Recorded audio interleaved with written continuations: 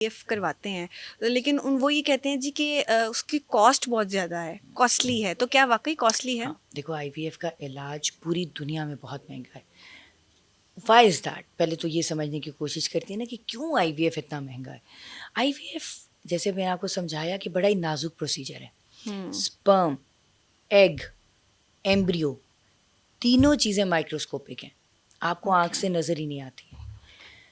اب آپ یہ سوچو کہ ایک چیز جو مائکروسکوپک ہے اس کو زندہ رکھنے کے لیے یا اس کو سنبھالنے کے لیے انوائرمنٹ کتنا اسٹرکٹ چاہیے ہوگا. بالکل. ایک چیز ادھر سے ادھر نہیں ہوتی تو وہ لیب کا انوائرمنٹ خراب ہو جاتا ہے اور یہ ایمبریوز آپ کے اچھے نہیں بن پاتے.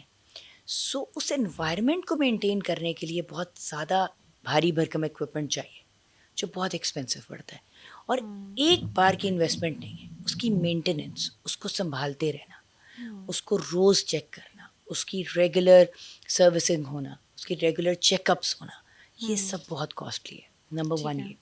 سیکنڈلی ایک چھوٹی سی نیڈل بھی جو استعمال ہوتی ہے ایگ کو نکالنے کے لیے وہ تک تو پاکستان میں بن نہیں رہی.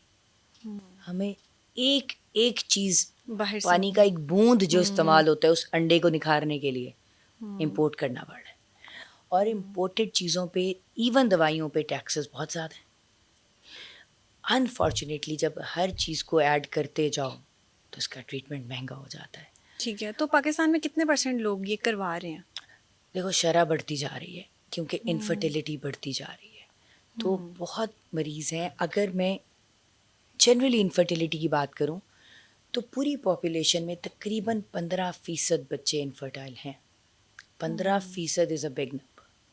ٹھیک ہے نا. اب اگر آپ نہیں بھی بہت افورڈنگ ہوتے ہو لیکن آپ کو نظر آ رہا ہے کہ میں آئی وی ایف یا کسی کے ٹریٹمنٹ سے نہیں بچ سکتا. میں نے بچوں کو سال ہر سال پیسے جمع ہوا کرنے کے بعد واپس آتے ہوئے دیکھا ہے کہ میڈم یہ پورا سال ہم نے پیسے جمع کیے ہیں اور اب ہم واپس آ گئے ہیں یہ ٹریٹمنٹ کرانے کیونکہ مجبوری پھر بڑا کچھ کرا لیتی ہے. سو یہ ہے کہ انفارچونیٹلی مہنگا ہے لیکن اگر اللہ میاں اس سے شفا دے دیتا ہے تو ساری اذیت بھول جاتی ہے، ساری تکلیفیں بھول جاتی مطلب ہیں. موسٹ کیسز سکسیزفل ہیں. اچھا اب آ جاؤ سکسیس ریٹ پہ. آئی وی ایف کا سکسیس ریٹ ایون جب سب کچھ ہیلدی ہے is not more then 35 to 40%. کیوں ایسا کیوں؟ یہ آپ یہ سمجھ لو کہ ٹیکنالوجی ایک اسٹینڈ اسٹل پہ آ گئی ہے. جتنے بھی دنیا کے جائنٹس ہیں فارماکالوجی کے ٹھیک ہے، وہ انویسٹ کر رہے ہیں اس کے اوپر کہ آئی وی ایف کا سکسیس ریٹ بڑھ جائے. Millions and billions of dollars لگ رہے ہیں ان ریسرچز کے اوپر کہ بھئی آئی وی ایف کا سکسیس ریٹ سم ہاؤ اس سے اوپر چلا جائے. نہیں بریک تھرو مل رہا. ایک کیپ لگ گئی ایک جگہ پہ آ کے.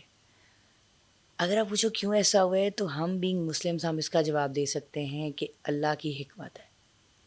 اللہ نے ہمیں نالج قرآن میں ہی کہہ دیا تمہیں اتنا ہی پتہ چلے گا جتنا میں بتانا چاہوں گا. ایک پریگنینسی ہونے کے لیے نا millions of factors at play ہوتے ہیں. ان ملینز آف فیکٹرز کو جاننا ہمارے لیے پاسبل ہی نہیں ہے. اللہ نے اس میں سے ہمیں کو 20-30% نالج دے دی ہے اور ہمارے پاس اتنی ہی ہے. باقی 70% ابھی بھی نہیں ہمیں پتہ. Mystery of پریگنینسیز. سو وہی ریزن ہے کہ کیونکہ ہمیں نہ وہ مل رہی ہے نہ ہمیں سمجھ آ رہی ہے جس کی وجہ سے سکسیس ریٹ 40% پہ آ کے رک گیا ہے. تو آپ کو نہیں لگتا کہ آپ لوگ قدرت کو، نیچر کو ٹچ کرتے ہیں آئی وی ایف سے؟ ایک قدرتی نظام ہے نا.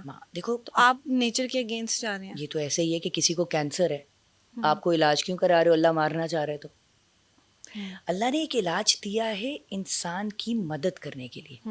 اگر اللہ نہ دینا چاہتا تو ہمیں یہ نالج ملتی نا. وہ جیسے ہم بات کر رہے ہیں کہ اس سے اوپر سکسیس ریٹ جا ہی نہیں رہا. ٹھیک ہے. سو اگر ہم باڈی سے باہر نکال کے ایمبریو بنا رہے ہیں اور رکھ رہے ہیں تو پریگنینسی ہو اس کے حکم سے ہی رہی ہے. کوئی ڈاکٹر دنیا کے کسی کونے میں نہیں آپ کو گارنٹی دے سکتا کہ اس ایمبریو کے بعد جب میں رکھ رہا ہوں آپ 100% صاحب اولاد ہو گئے.